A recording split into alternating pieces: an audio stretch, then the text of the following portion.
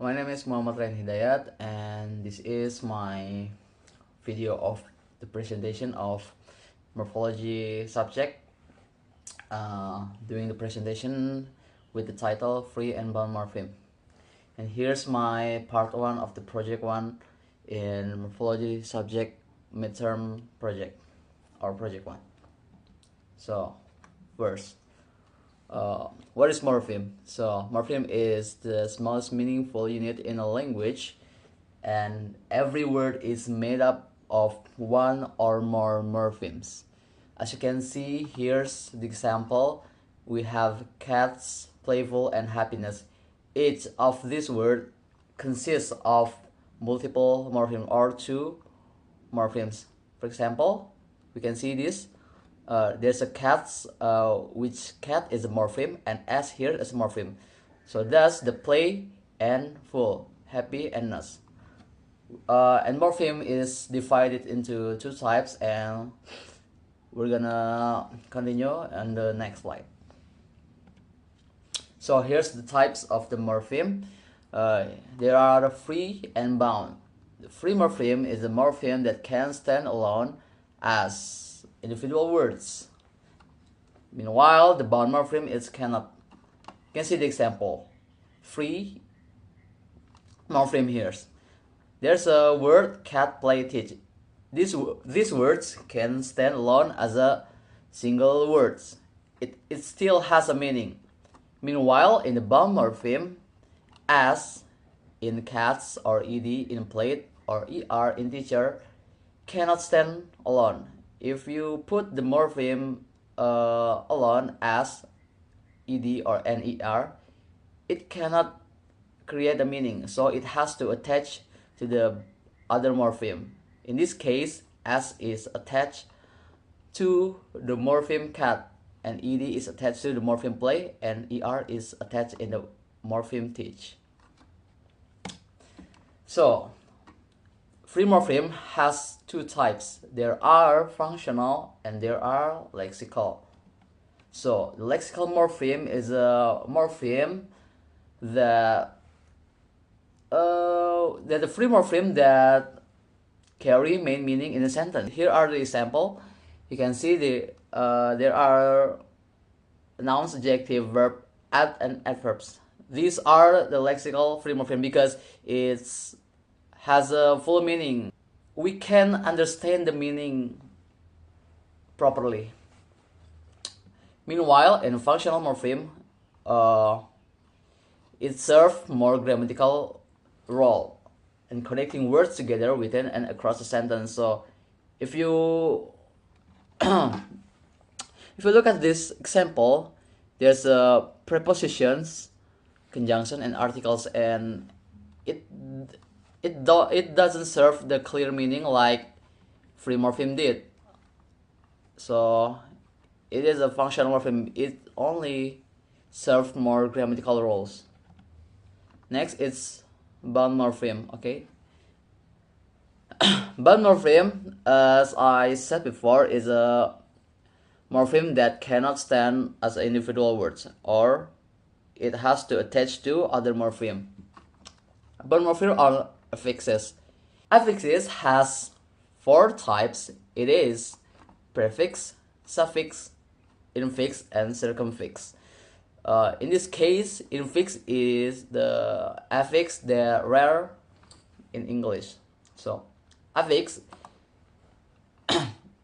So here's this type of example of the affix. First, prefix. Prefix is an affix that is added to the beginning of a word. So you can see the example. Here's in unhappy, so it starts in beginning, or in preview it starts in beginning. And suffix is added to the end of the word. As example, in full, in beautiful. As you can see, here's the suffix. It locates in the end of the word. So that's the ed. And in infix is inserted inside the word. Actually, there's very uncommon in English, so I can put it into an example. So, and next is circumfix. Circumfix is two-part affix consisting of prefix and a suffix that together surround the word stem or word earth. Here you can see the example that the morpheme em and en in embolden. So circumfix has two affixes in the front and in the end. Next, types of bond morpheme. Bond morpheme has divided into two types. There are derivational and inflectional morpheme. Derivational morphemes are bond morphemes that help to create new words and can change the lexical category of a word.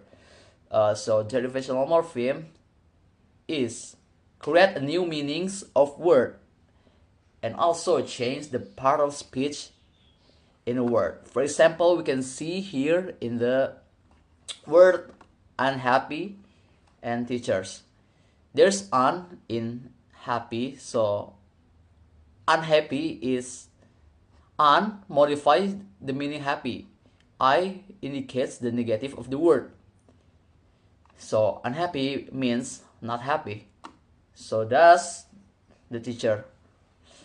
Teach means you teach something, and plus er, it becomes a new meaning and new part of speech category.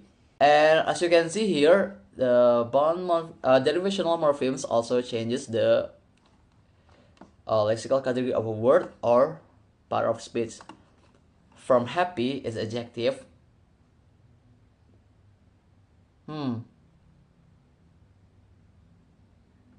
Actually, I put it around example. It is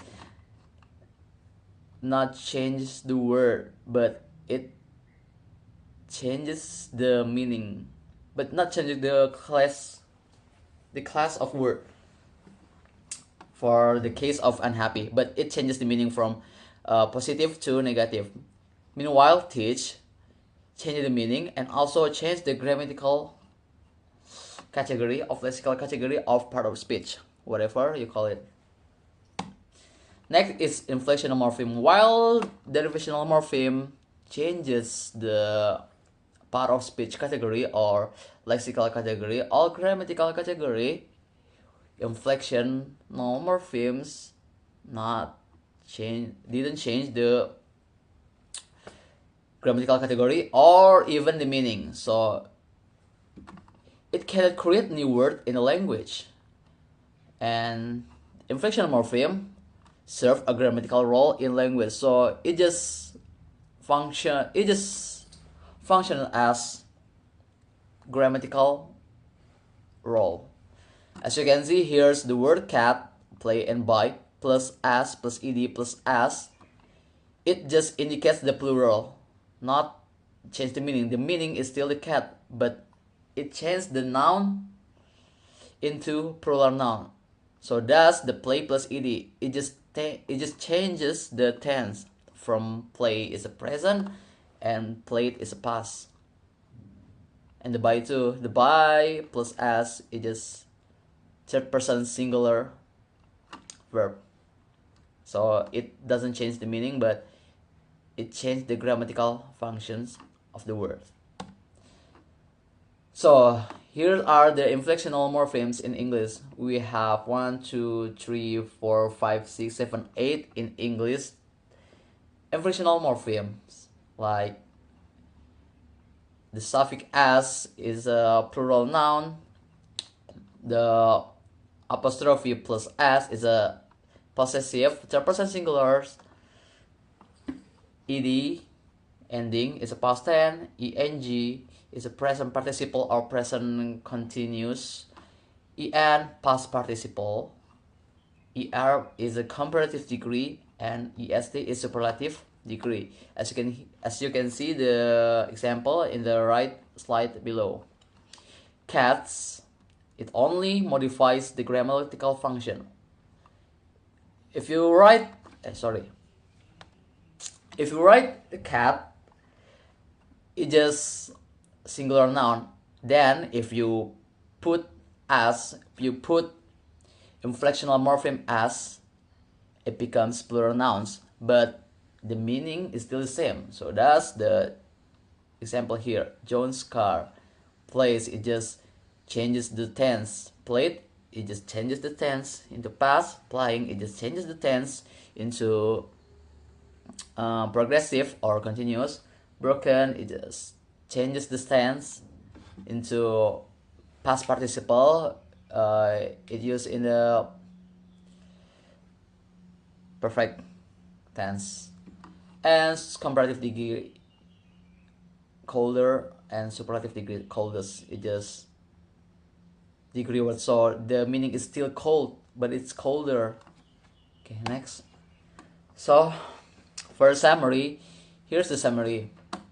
Morphemes are divided into free and bound, and a free morpheme is divided into two categories, lexical and functional. And bound morpheme is also divided into two categories. There are derivational and inflectional. Just remember that lexical free morpheme is a noun, verb, adjective, and adverb, and functional morpheme is a prep, article, and conjunction. And derivational and inflectional, it is affixes. So just try to remember that derivational and inflectional are affixes, like suffix, prefix, circumfix, and infix. And derivational morpheme create a new words and change the word class, while inflectional morpheme doesn't change the word class and doesn't create the new meaning of the word, but it often serves grammatical features like third person singular, plural, noun, and tense, like in the slide before. So that's all my presentation for the part 1 of morphology midterm project test. So here's my part 2 of project 1 video of presentation, so I'm gonna solve the case studies that already given.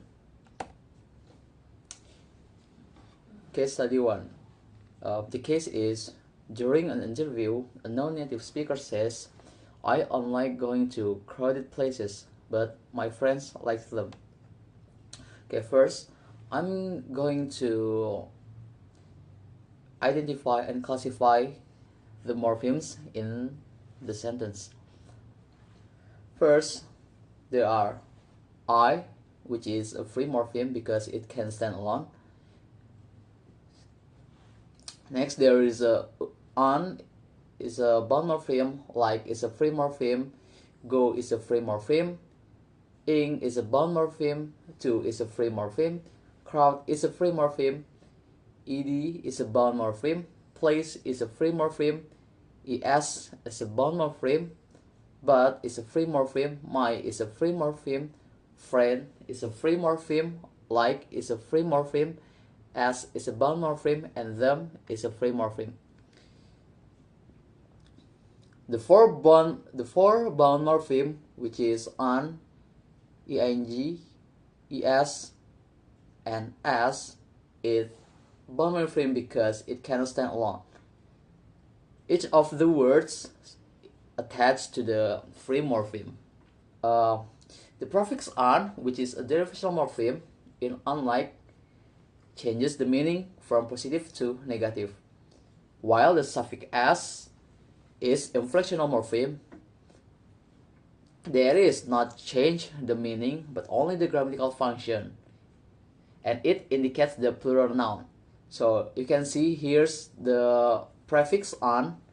In unlike is a derivational morpheme because it changed the meaning. It changed the meaning of like, which is positive, into negative.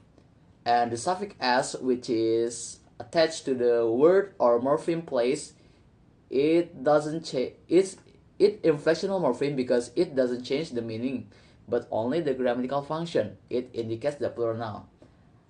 As Katamba in Morphology 1993 states, derivational morphemes are those that alter the lexical meaning or change the grammatical category of a word. So it in line with the explanation above. And inflectional morphemes serve grammatical functions like indicating plural forms or verb tenses, while the core meaning and category of the word remain the same. Fromkin, Rothman, and Himes, 2011, in the book An Introduction to Language. So it in line with the explanation above too. Next, case 2. The case is a local English magazine editor confuses the following pairs. 1. Manage becomes management, talk becomes talking, hope becomes hopeful, play becomes played. The editor asks your linguistic insight to explain how these word pairs differ in their morphological process. Okay, let's identify the morphemes. Man in management is derivational. In talking is inflectional. Full in hopeful is derivational. Ed in played is inflectional. Again, bound morpheme is a morpheme that changes the grammatical category or the word meaning. Okay, so here's the full explanation. Derivational morphemes, man and full, create a new meaning of word and change the word class. As manage, it means to handle, become management, the act of managing, it is noun. Same as hope is a verb, it means to want something to happen, become hopeful, it is adjective, which means feeling or inspiring optimism about a future event. While invented morphemes such as ing and ed do not create new words, they only modify grammatical features like tense or aspect. As talk, verb, become talking, it's still verb, but it changes the grammatical function. It shows the different tense from present to progressive. And same as play, from present to past. Here's the derivational sequences. Here's the derivational sequences using morphological tree diagram. Here's manage, which is verb, added derivational suffix man, and it becomes noun. And there's a verb. There's a word verb hope. Add a suffix full, and it becomes adjective. So here's the derivational sequences of the word management and hopeful. Here's the supporting theories. O'Grady and Archibald in Contemporary Linguistics, An Introduction, 2010,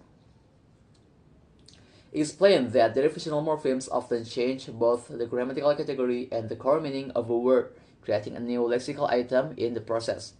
Bauer in English Word Formation, 1983, states that inflectional morphology serves to express grammatical relationships without creating new words or changing their word class. Okay, next we're going to case study 3. The case is a student claims that when is the past tense of go. Because of the ed rule, you are asked to evaluate this statement.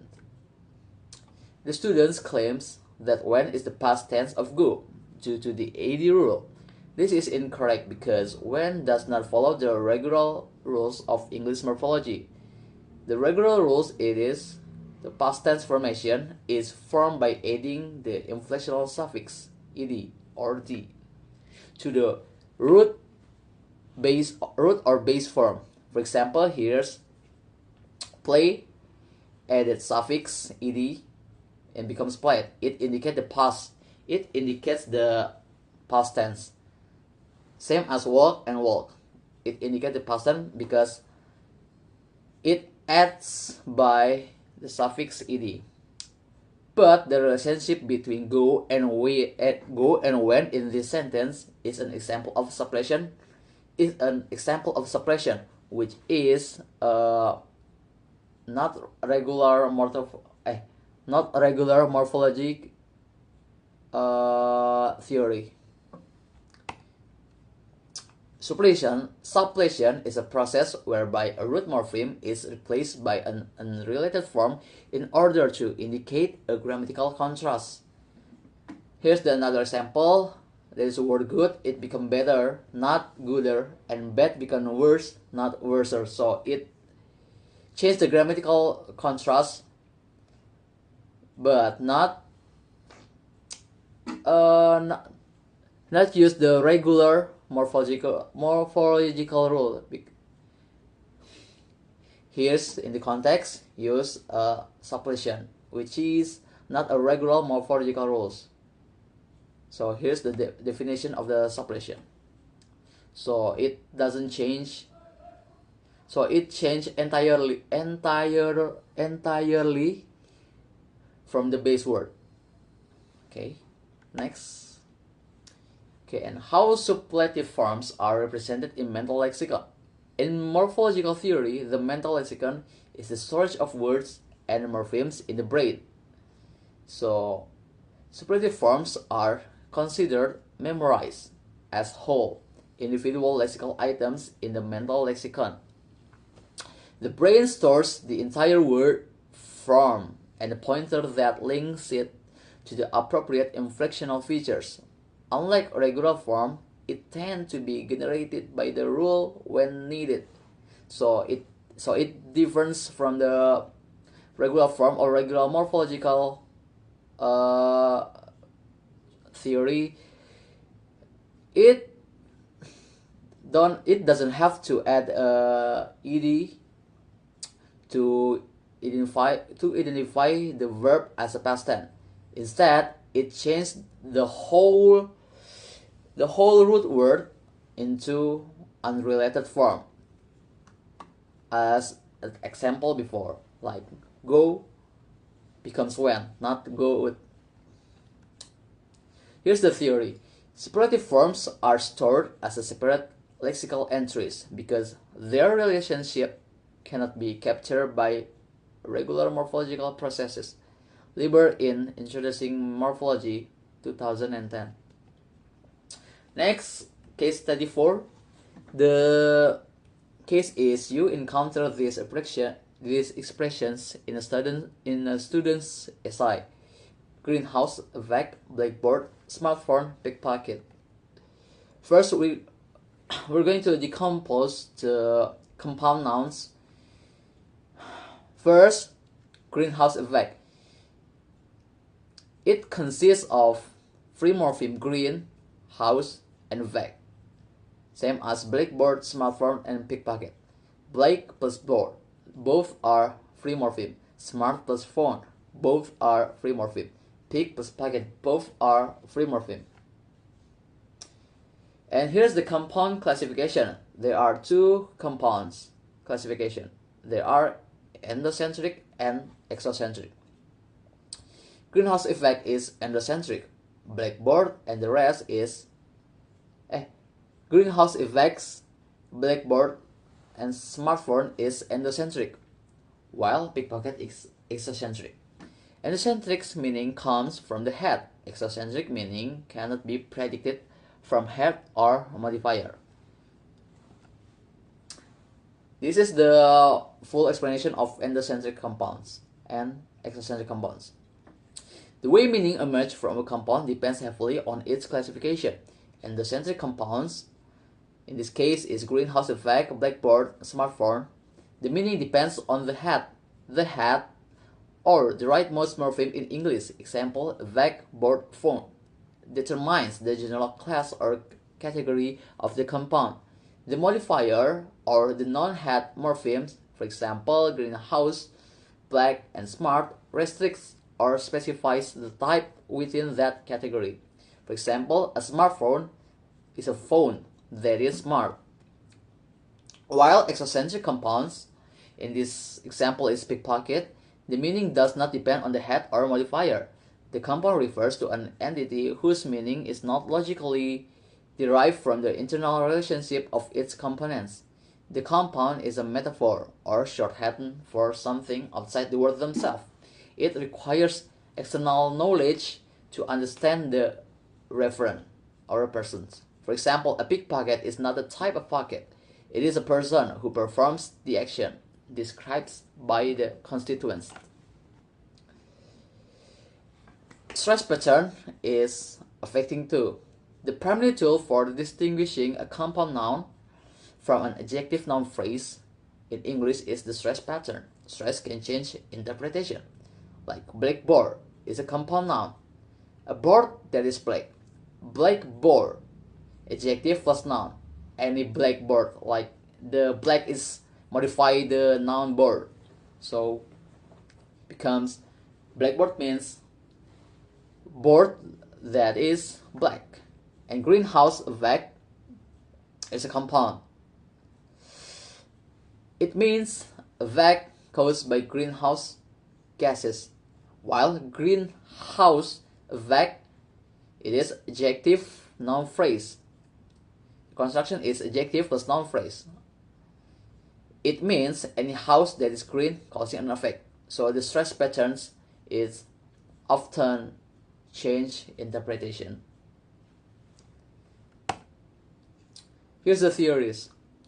An endocentric construction is one which has the same grammatical function as one of its parts, while an exocentric construction is one which has not the same grammatical function as any of its parts. Bloomfield, 1933, Language, page 235. Compound nouns in English classically bear primary stress on the first element, whereas phrases typically have primary stress on the second. Chomsky and Hale, 1968. The Sound Pattern of English, page 17. Last is the case study 5. The case is you have to analyze the word unbelievableness. First, we separate the morpheme. Here's the morphological tree diagram. As you can see in this tree diagram, on is a bound morpheme, believe is a free morpheme, able is a bound morpheme, and nurse is a bound morpheme. Here's the construction. Believe as a verb is added a prefix which is a bound morpheme on, and it creates verb. It's still the same verb because it only changed the meaning from positive to negative, and we add the suffix able, which is able is a suffix of adjective, and the verb become adjective.